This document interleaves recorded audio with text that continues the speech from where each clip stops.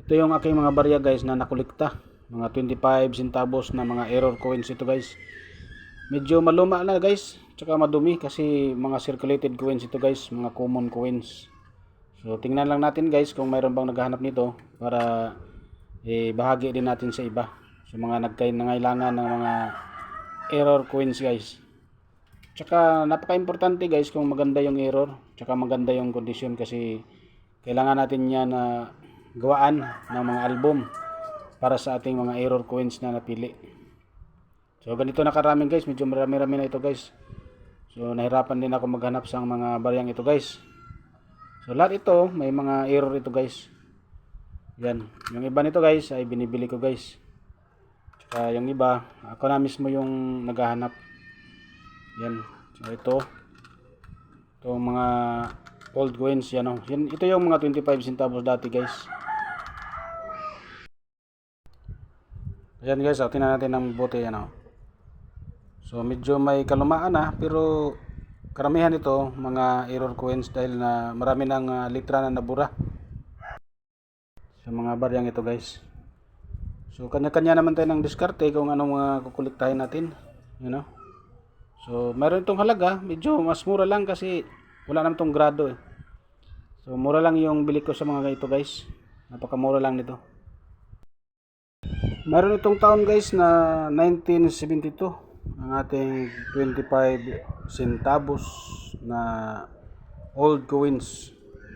Yan, nakahanap ako ng katulad nito guys.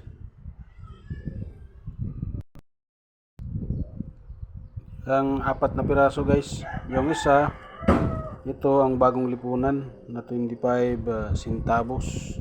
So hindi na maganda yung kondisyon pero dahil sa lumang-luma na mga old coins na kinulikta ko na rin. Pagkakataon ko na kasi makakuha ng mga katulad itong mga barya guys na mga old coins. Ito medyo maganda-ganda pa oh. Yung 25 cents natin. Mayroon ding taon na 1972. Tsaka ito, yan magkapareho lang yan silang tatlo. Yan. Tsaka itong BSP series. Mga BSP series ito guys. Itong mga kulay dilaw.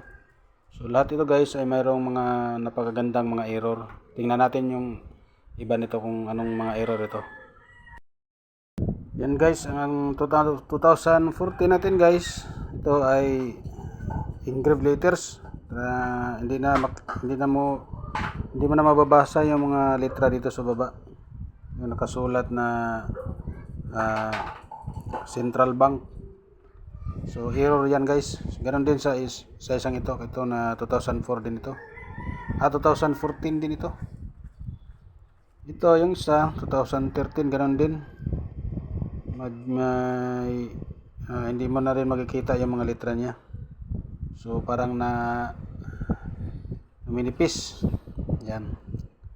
Yung mga letra niya kasulat Republika ng Pilipinas at saka yung year 2013 ay malabo na.